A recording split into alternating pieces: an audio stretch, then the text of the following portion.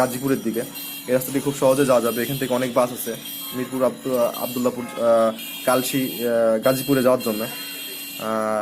সামনে যে রাস্তাটা দেখতে পাচ্ছেন, এই রাস্তাটা আসলে এটা গেছে, আপনি এই রাস্তাটার নাম হচ্ছে মাজার রোড। এটা দিয়ে সোজা চলে গেলে আপনি খুব সহজে গাবতলী যেতে পারবেন। সামনে মিরপুর সবজি বাজার আছে।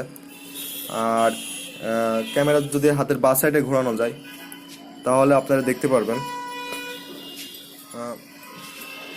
ক্যামেরা হাতের বাঁ সাইডে ঘোরালে আসলে এই রাস্তাটা গেছে আপনার টেকনিক্যাল।